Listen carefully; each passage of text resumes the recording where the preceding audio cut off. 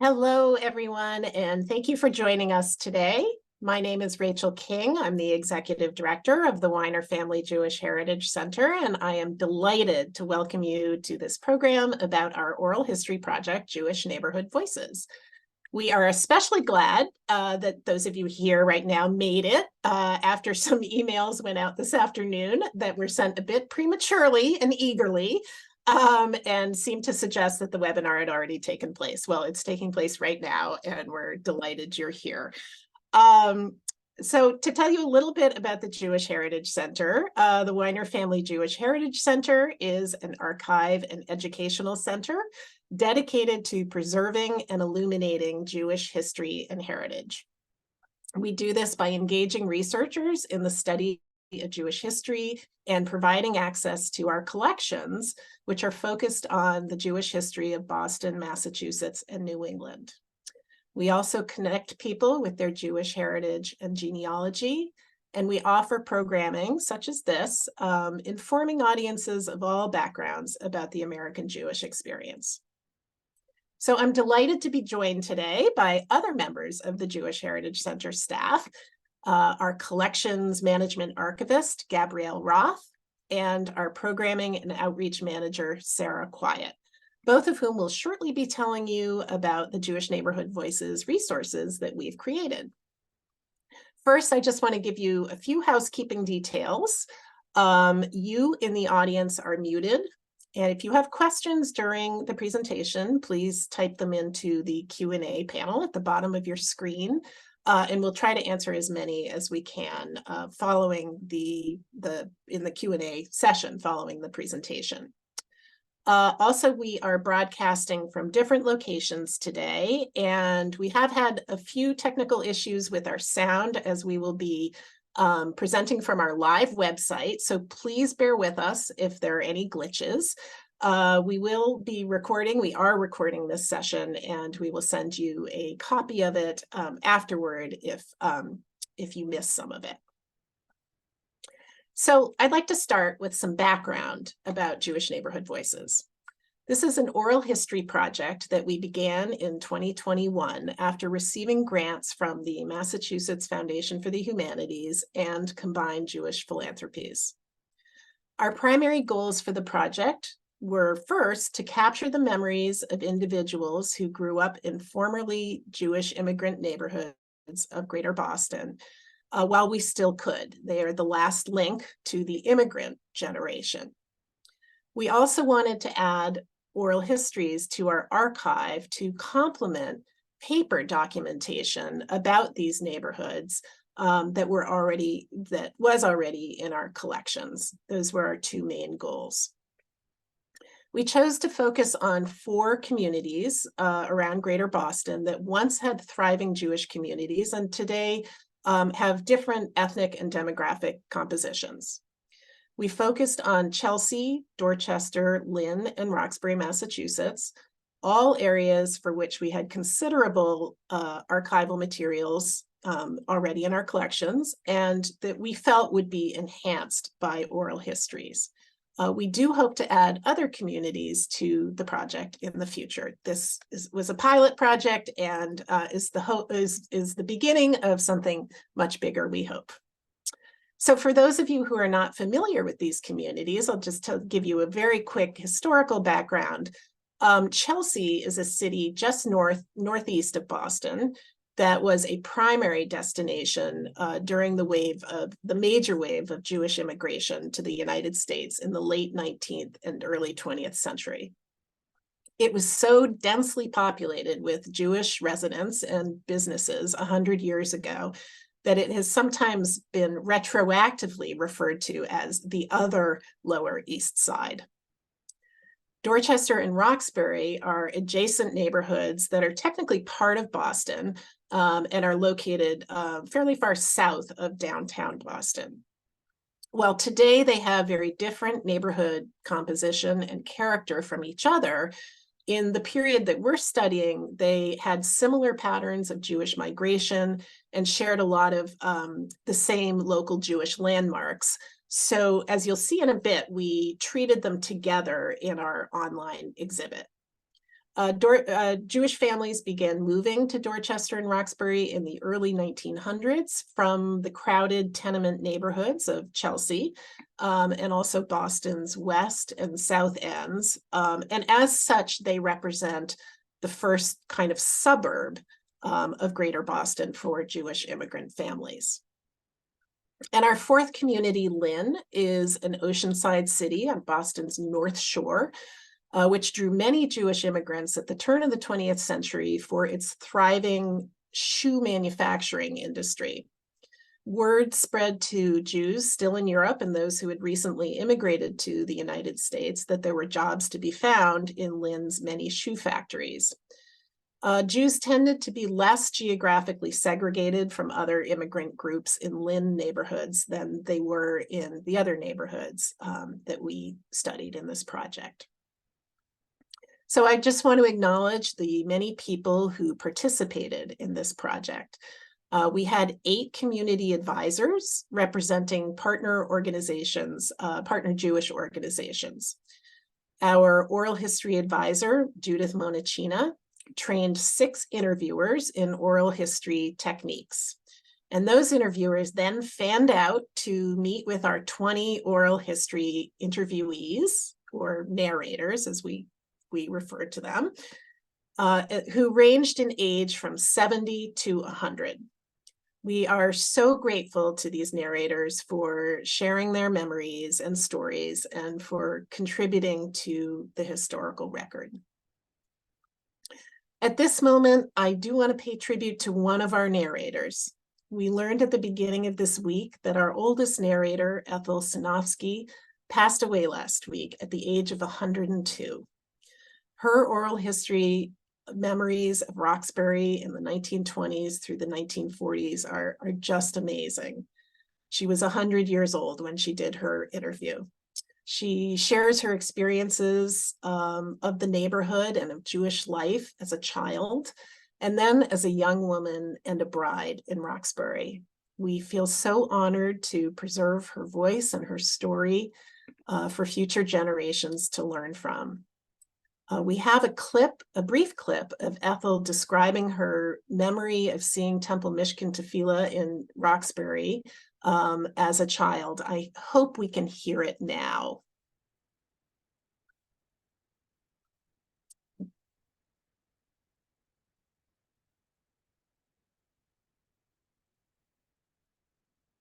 Well, okay, maybe we'll be able to return to Ethel in a little bit.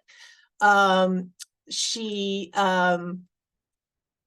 did say that she looked up at the ceiling of the synagogue, which was blue and very, very high, and she knew that God was there.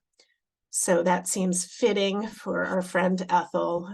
We hope she is at rest. We miss her. We're so grateful to her and her family, and her memory is a blessing. So now I'm pleased to turn the program over to my colleagues to tell you more about the new resources that came out of the Jewish Neighborhood Voices project, both the full oral histories, which are preserved in our digital library and archive, and an online exhibit curated from the oral histories, which combines audio clips with archival images from the Jewish Heritage Center collection. So without further ado, Gabrielle Roth, will you tell us more about the oral histories? Absolutely. Thank you, Rachel. What is an oral history, right? Can you guys see the PowerPoint? No. What is an oral history? Well, you know, it's a story told through the oral tradition that was told for years, and now we are able to capture those using technology and preserve them for communities and archives. Oral history is an accessible method of documenting and preserving memories and experiences shared through storytelling. They can be created in any format, but are most commonly recorded as audio or video. Differing from other recorded interviews, oral histories are in-depth personal reflections on the past, which are conducted by well-prepared interviewers who give the narrators the time, space, and respect to respond to prompts with minimal interruption. Oral history interviews both amplify the stories behind historical documents and serve as primary resources.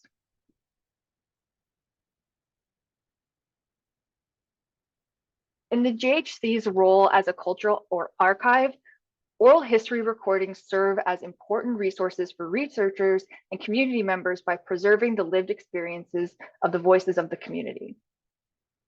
Oral history as a medium invites community members who may normally find it difficult to go to archives and libraries to participate and see themselves reflected in the historical record and in their space. Oral histories, they locate, amplify, and preserve the histories of those underexposed communities, so often the folks who weren't prioritized in the historical record from the past. They present that fuller view of community through the diversity of voices, and they preserve a community's contributions to society and enable an understanding of geographic space or community over time through the records.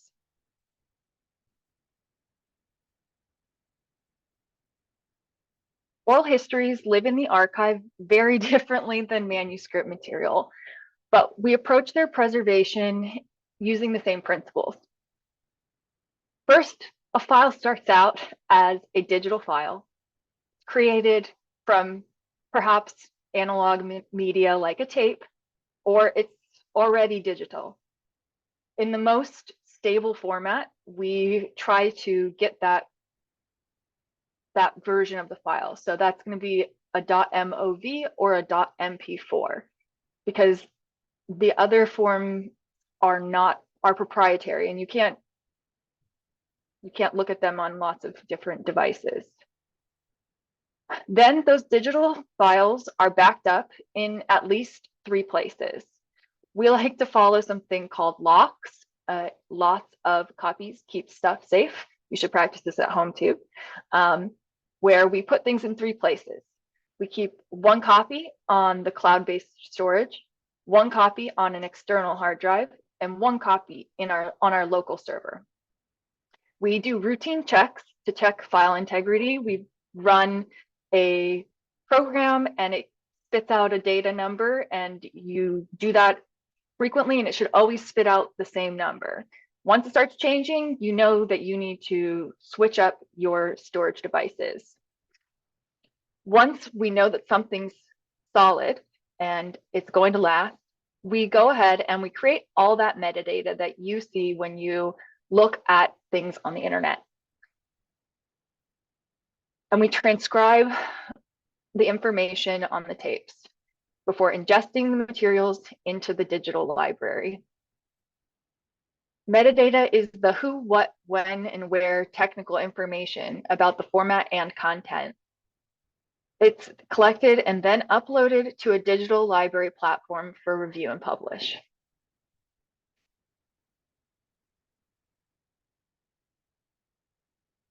Now I'm going to take you on a little bit of a journey.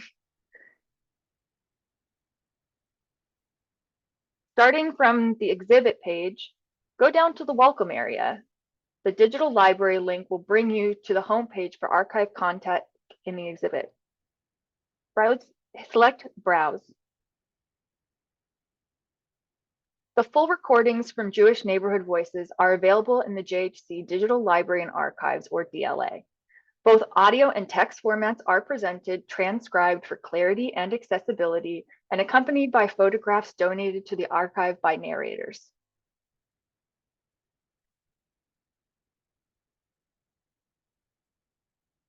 You can sort the materials by subject, or you can look at things in the order that they are. This photograph was scanned on both sides and accompanied by the metadata describing its provenance, description, and location in the physical archive.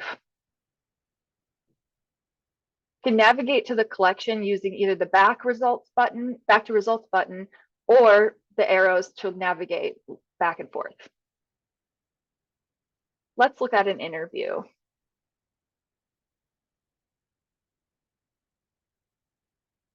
All right. So the page looks pretty similar, but it has a media player instead of a photo. Below you saw the metadata. There's audio and text formats presented. You see here the transcribed material.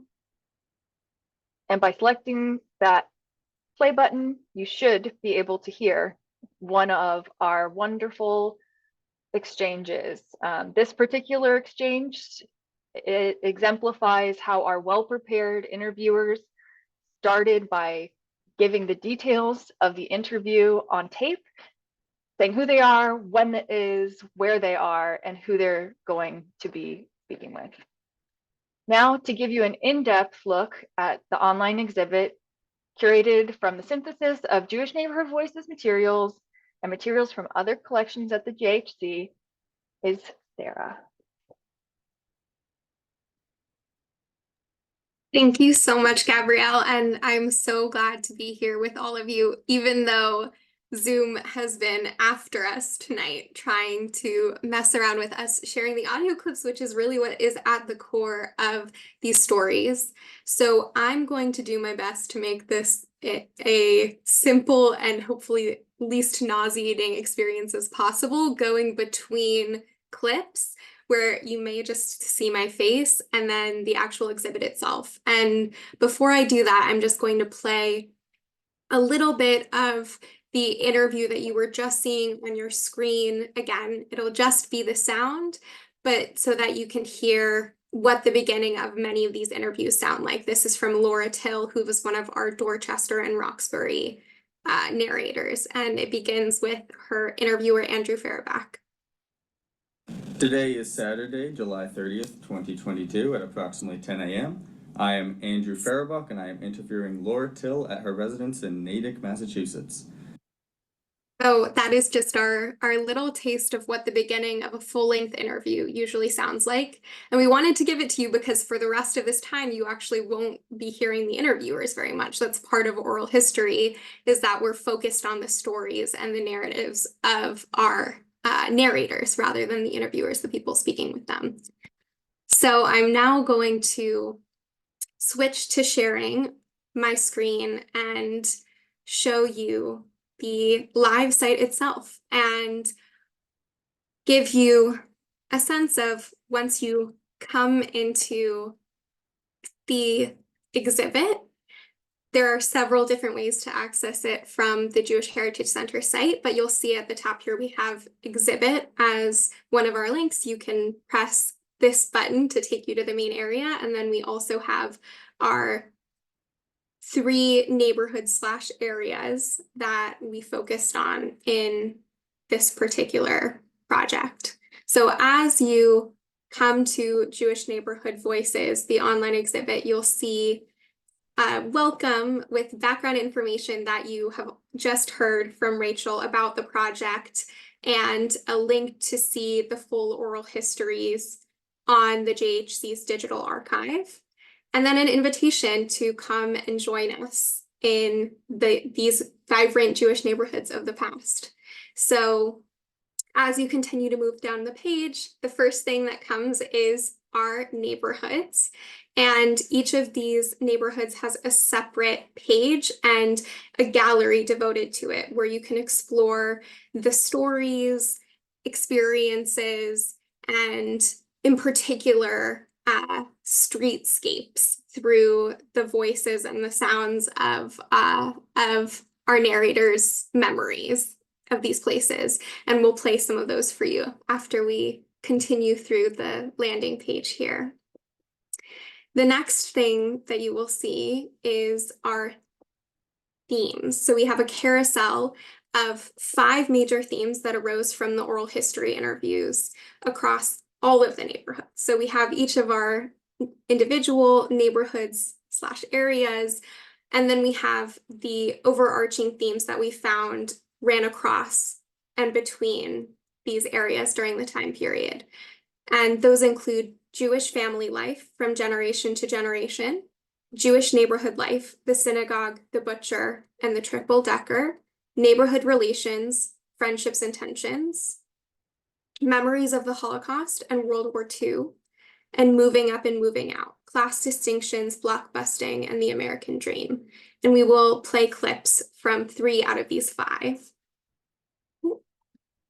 And then as you continue to scroll down the page, you'll see Meet the Narrators. And you may be able to tell from the way that I'm speaking about this, this is an area that's very dear to my heart. The narrators for this project did an incredible job of capturing the experiences of each of the unique areas that they grew up, but they also did a wonderful job of capturing their own unique experiences because each of them lived individual lives in the context of these larger places. And so we also have an area where you can hear specifically 3 clips from each of our narrators that capture the stories that they shared.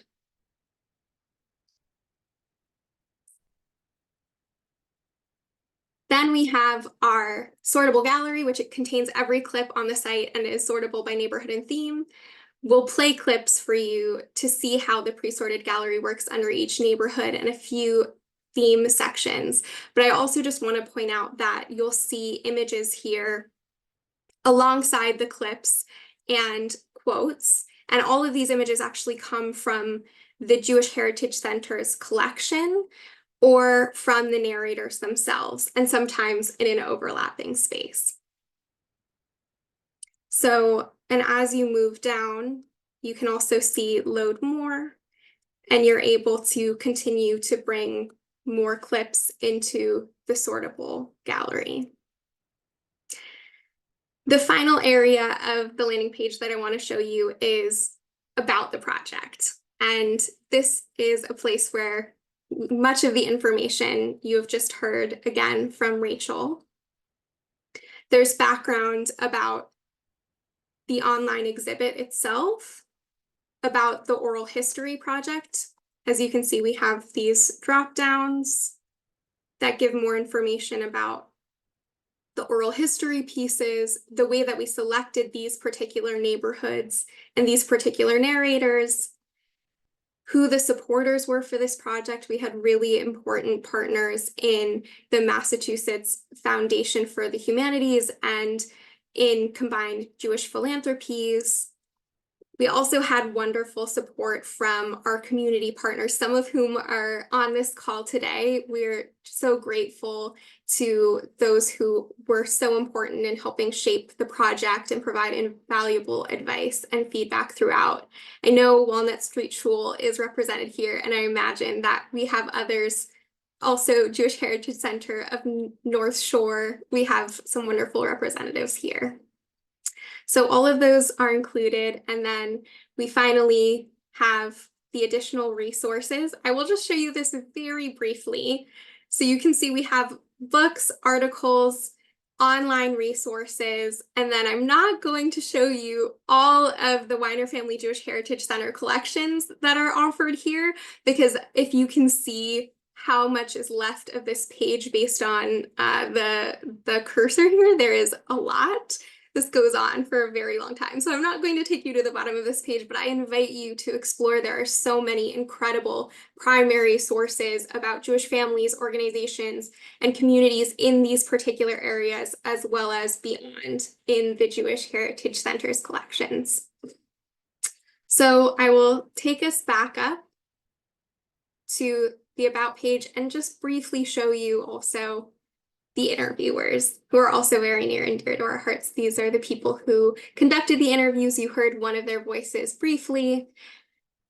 We also have an opportunity to share your own memories, which we may have a chance to talk about a little bit more later, but we're interested in collecting the stories of those who may have had similar experiences, which I can already see based on some responses that we're getting. There are folks here who have those shared experiences, which is always so exciting to see. Okay, so now we're going to get into the meat of the exhibit. I'm really excited to start by showing you the page for Chelsea. So this is what a neighborhood page looks like on our Jewish Neighborhood Voices site. And in each of the neighborhood pages, you see there's a brief history about the neighborhood. And then we also have a sortable gallery of clips. So for Chelsea, we've heard a little bit of background information. And as you are looking at these clips, I just wanted to say a little bit more about Chelsea and context for what you're going to hear. Chelsea was and is a relatively small geographical area, think less than 2 square miles. So Jewish immigrants were living in a very densely populated area of tenement buildings and multifamily houses. The streets of Chelsea, including the main thoroughfares of Walnut Street and Broadway, had Jewish-owned shops, markets, deli services, and so much more. There were also more than a dozen synagogues that served the Jewish population, and today only the Walnut Street Shul and Temple Emmanuel remain in operation. I want to give this background because we're going to hear a clip from one of our narrators, Bob Feinberg, where he describes the main street of Broadway. You can hear it from himself. Now, as I said, we've been having some technical difficulties with Zoom, so I'm going to play you this clip that is associated with this picture from actually one of our interviewers' family collections, from Herb Selesnik's family collection. I'm going to play that clip from Bob Feinberg, but I will have to stop my share of this momentarily and play the clip with audio sound. So you will get very used to seeing my face, and I hope that will be okay. I mean, at least you'll get to see how much I love listening to these clips. Broadway at that time had all stores. A whole length of Broadway had stores, millinery stores, hat stores, all kinds of stores, quality stores with nice glass fronts. It was and people walked down during the weekend, almost shoulder to shoulder down Broadway, doing their shopping there. Broadway had a lot of people, especially on weekends, walking the streets, going into these very nice, fine stores, quality places. So that is our clip from Bob talking about the main streets of Chelsea. I'm next going to take us back to the site to share with you our next neighborhood. So one of the ways that you can navigate the site is we have connections throughout. We have, if you wanted to listen to Chelsea narrators, which we will later, but not right now, you can also click below and see the other neighborhoods. So I'm next going to take us to Dorchester and Roxbury. And we have heard a little bit of background about Dorchester and Roxbury. I also just want to specifically mention Blue Hill Avenue and the importance that it played in Jewish life in Dorchester and Roxbury, because it was anchored by a number of large shuls.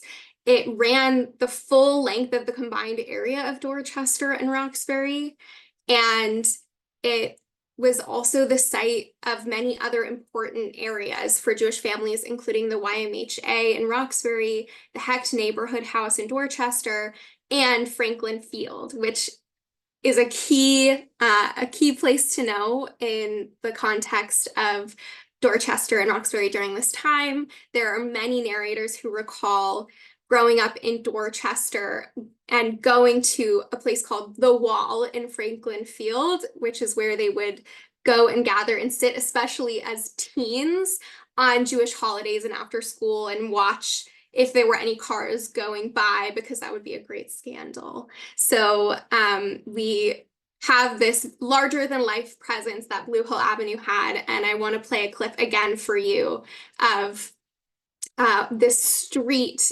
experience, what it was like to walk down Blue Hill Avenue, which will be brought to us by Arthur Goldstein. So again, you'll watch me as we all listen together to the audio of Arthur Goldstein. Yeah, fun fact, we started at Grove Hall, which was the top of the hill, and you go down Blue Hill Avenue and you go down to the bottom of the hill, which was Quincy Street. So there were all kinds of shops. There were delicatessens, there were fruit stores. There was the pickle man who had a store in the basement that had pickles and vats of herring, so you'd be able to get the herring. There were bakery shops and so forth. There was the first pizza shop, which was Pacino's, who the first pizza shop. Further on down the street was Kazanoff's Bakery, who had a bakery outlet. So, you know, there was whatever you needed for daily life was there were stores on Blue Avenue. I've always loved the idea of there being a pickle man on my street. There are many things that I would take from these experiences, but certainly that is one of them. Okay, I will take us back to the site, and then we can explore our last neighborhood before we dig into our narrators and our themes, and that is Lynn. So Lynn is a very interesting place because, as you actually can see from in this quote from Arlene Silverlieb, Jews were never the biggest percentage of people in Lynn. So the context is slightly different than in other contexts for the Jewish neighborhood voices, neighborhoods for Chelsea, Dorchester, and Roxbury. There isn't this same insularity that happens. We have descriptions from narrators of the interactions between Jewish neighbors and non-Jewish neighbors, which we'll hear a little bit more about later. But the other key pieces of it we have are this neighborhood, the Brickyard, comes up very often as a part of the city. It was where factories and tenement housing were. But then as Jews were able to achieve economic stability over ensuing decades, Jewish families also spread to other Lynn neighborhoods, such as East Lynn and the Diamond District. And even though they were never the majority of Lynn's population, Jews still created important Jewish institutions, including a number of synagogues, Bat Shalom, Anshe Tzfard, and there is, of course, the Jewish Community Center, which was a key part of the makeup in Lynn at the time. It was a hub of Jewish life, and not just for Lynn residents, but for Jews from surrounding towns as well. And so we'll hear in a clip that I'll play from Arlene about her relationship with the JCC and everything that it provided in terms of social and recreational activities, the way that it provided a space to be in for people of all ages.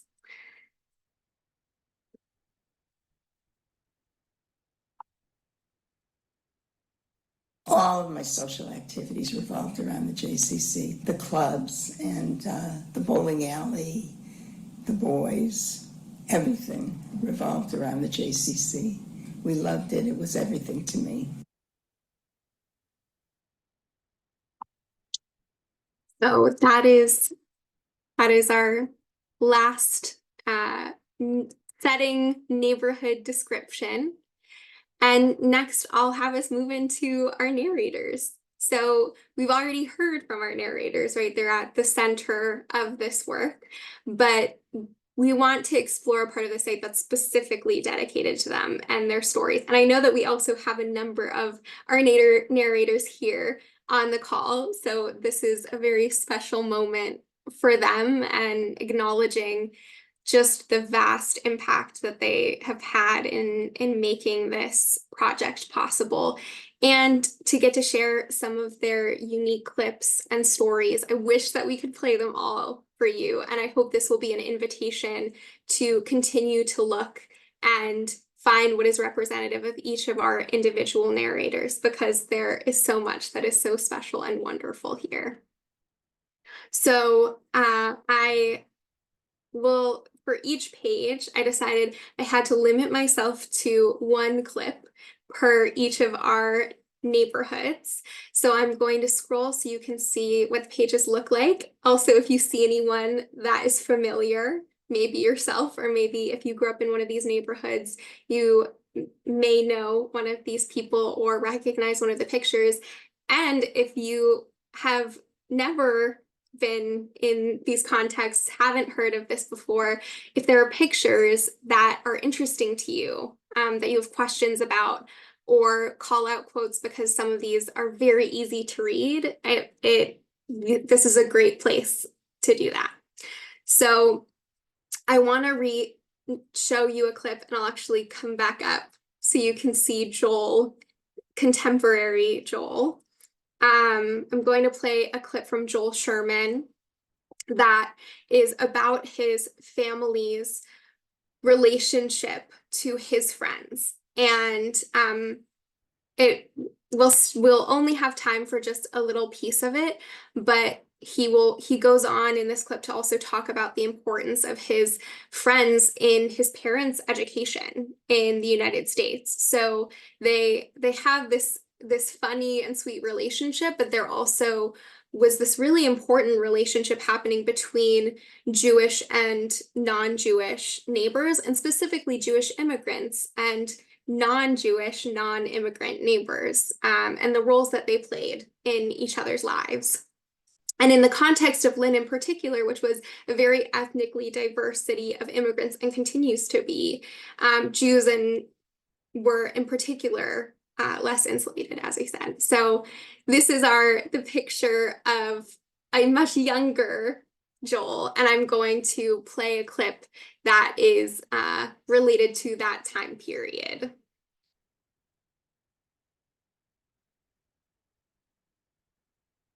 My friend, Bruce Stewart is his name, came from a Scottish Protestant immigrant family. His father came from somewhere in Scotland. His father worked in the leather district in Boston in the graveyard shift, the night shift. And a guy by the name of, and he was Scottish, and a guy by the name of Vin Lamaro, who was Northern Italian. His father was a doctor. They're all redheads. And my father once, in his inimitable Jewish accent, said to me, "What's the matter? All you know is redheads." So.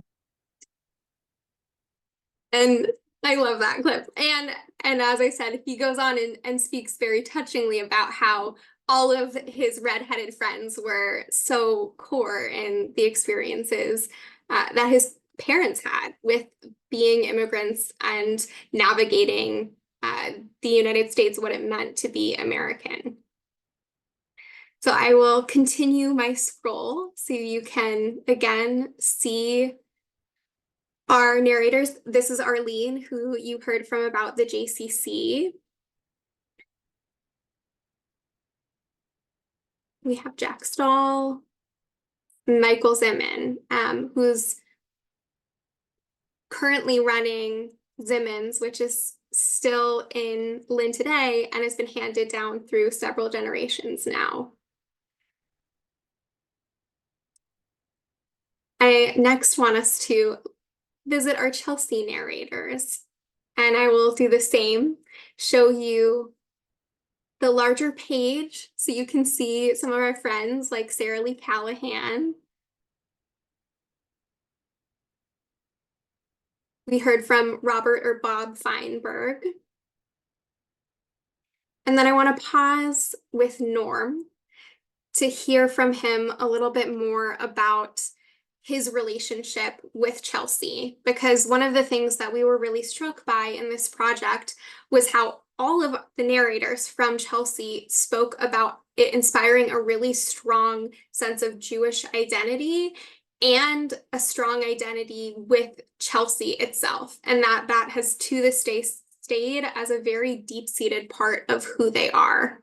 And so you'll hear about that from Norm in this clip. Again, I'll show you before I switch us away. This is our picture of Norm as a much younger man standing in front of some tenement buildings. And I will play that clip.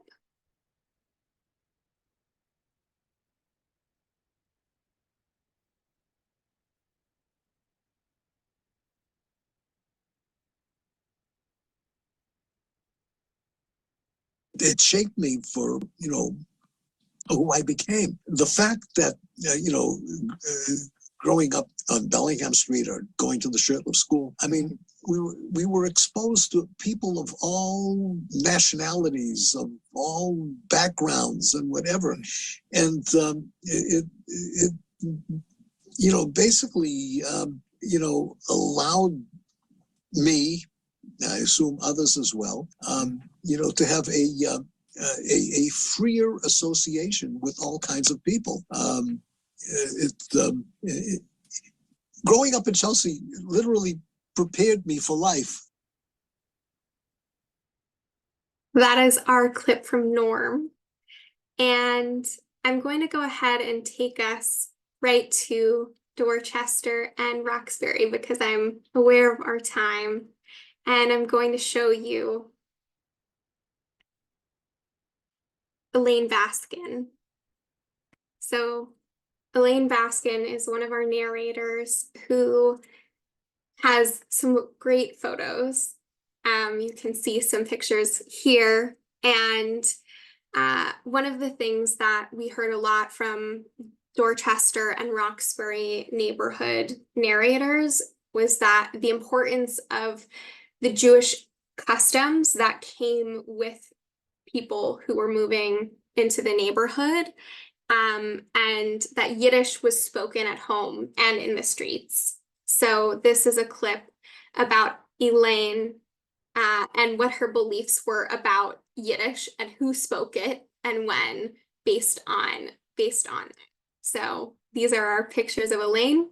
We can hold that in our mind, and I will play that clip. The older people all spoke Yiddish. In fact, I assumed at some age, and I don't know what age it was, that every woman had gray hair and tied it in a bun in the back and spoke Yiddish. Why she forgot English and spoke Yiddish, I don't know. But I guess all the older women I knew spoke Yiddish. And instead of thinking that was their language, I just thought everybody spoke Yiddish when they got older. I do remember that. So I kind of grew up bilingual. That is our clip from Elaine. There's so much more that I would love to show you, but I know that we are pressed for time. So I'm just going to take us to one of our theme pages and play you a clip about Estelle Ringer, one of our narrators. And I'll show you the page so you can get a sense of what our theme pages look like. This is our theme page, Jewish Family Life from Generation to Generation. As with all of our other main pages, there's a gallery where you can sort. You can sort by narrator and place for this gallery. And this clip that I'm going to play is representative of this larger theme, Jewish family life from generation to generation. We saw across our narrators in each of their neighborhoods that Jewish family life was defined by the customs, practices, and broader experiences of immigrant parents and grandparents that our narrators were living with. And so this clip in particular is an explanation from Estelle Ringer, one of our Chelsea narrators, of how her father's immigrant status affected her mother's citizenship in the US. And in particular, because of the Expatriation Act of 1907, which only ended in full in 1940 with the Nationality Act of 1940. So I will play that clip for you now.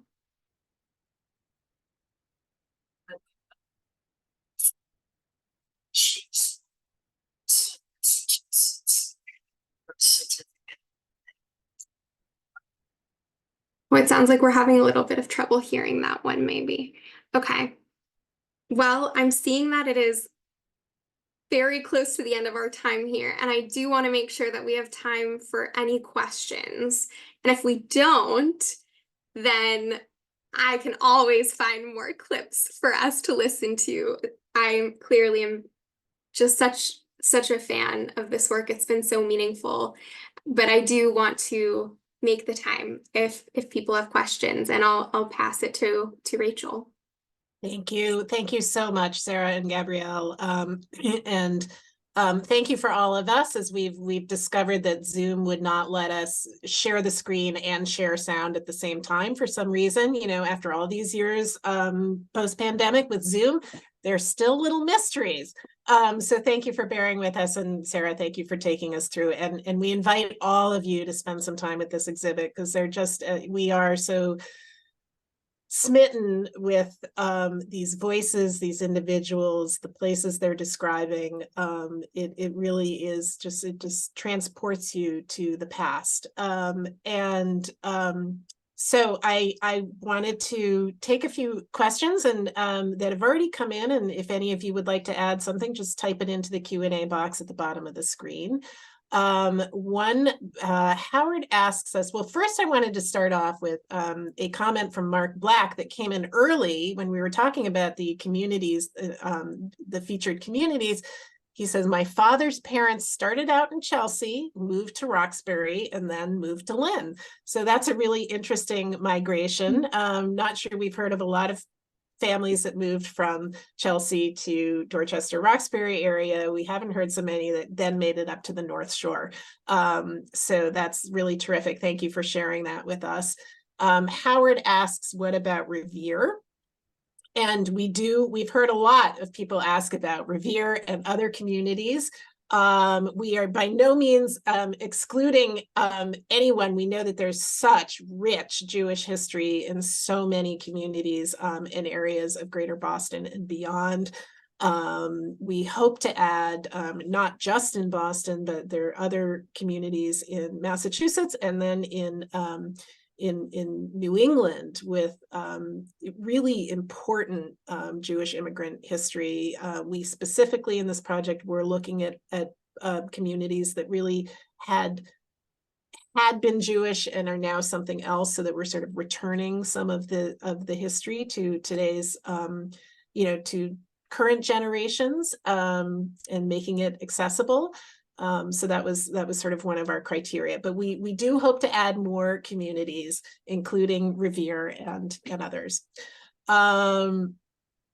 Let's see. Howard also adds, my father owned a kosher butcher shop on Shirley Ave. And I'm not sure where Shirley Ave is. I wonder if that's in Lynn, but maybe Howard can share that with us. And we have an interesting question from Paul, who asks, who says, what you are doing is very beautiful, thank you. And it can be replicated across many communities, in Jewish communities, but also with other ethnic groups, or maybe other kinds of segmentation. You are pioneering this work as far as I know. So I am, sorry, I just lost the quote. So I am wondering about the cost to do this kind of thing. What kind of money is needed to do something like this?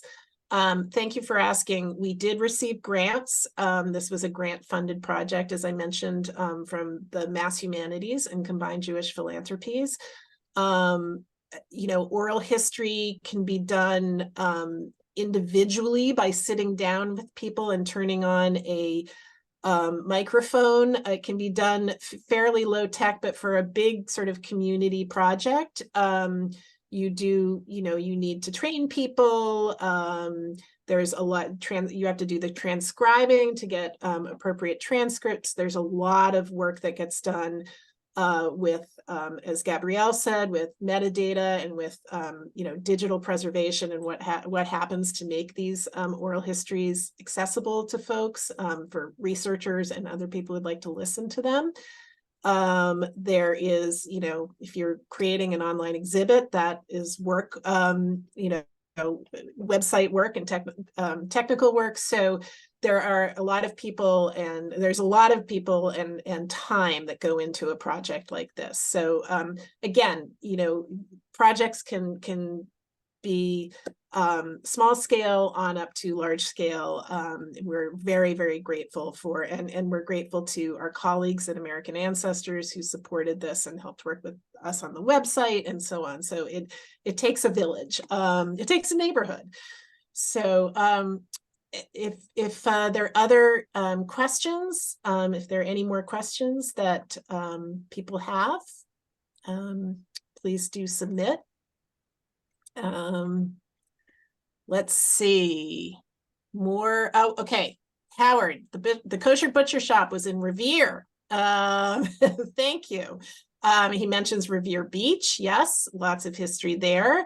Nantasket Beach was a big, had a big Jewish summer community. We hope to profile that. Let's see. Thank you all. Abbott mentions, Abbott, who's one of our narrators, says migration also came from the North End, which was predominantly Jewish and Irish. Salem Street was almost all Jewish in the early 1900s. And yes, more about Shirley Avenue in Revere. It was a hub of Jewish life, full of Jewish shops, a synagogue, and it was near the JCC. So wonderful, wonderful memories. Thank you all for submitting your own memories. We do invite you, please, to visit this exhibit at jewishheritagecenter.org/Jewish Neighborhood Voices. There are hyphens between Jewish Neighborhood Voices. And there is an opportunity, as Sarah mentioned, on under the About page. We invite people to share their own memories of these communities. We'd love to hear from you, invite you to explore these wonderful stories and voices. So since we're near time, we will wrap up. And thank you very much for bearing with us with our technological challenges. I want to thank Gabrielle and Sarah again, and thank all of you for joining us. We hope that you will stay in touch with the Jewish Heritage Center, and we do have another program coming up soon on December 11th. There it is, the Chelsea Carroll incident. This is featuring our 2022-23 historian in residence at the Jewish Heritage Center, another program featuring Chelsea Mass. Our historian in residence, Dr. Mora, studied a collection in our archives that is appropriate to this holiday season regarding a Jewish family that was sort of resisted the obligatory Christmas participation in local schools. And Miriam will tell us about that and about the uproar that ensued. It's a fascinating story, and we invite you to join us again on December 11th. I want to thank all of you in our audience once again. As you leave this program, you will be asked to take a very brief survey. We hope you'll take a minute to fill it out, as your feedback is extremely valuable to us to help us develop further programming. We will be sending you a follow-up email with a link to the presentation. That is the email that I believe many of you received today prematurely. You will receive it again with the actual link and the actual recording to this program. So I invite you to learn more about the Wyner Family Jewish Heritage Center on our website, jewishheritagecenter.org. You'll find this exhibit, the Jewish Neighborhood Voices exhibit there, and links to our digital library and archive. There's much to explore. I also want to mention that this free program was made possible by contributions to the Jewish Heritage Center and to American ancestors from people around the world. And we ask if you would please consider making a year-end donation of your own to support our educational and archival work. Thank you very much. We hope you'll join us again for upcoming programs. To those of you celebrating in the next 2 weeks, we wish you a very happy Hanukkah, and good night for now. Bye-bye.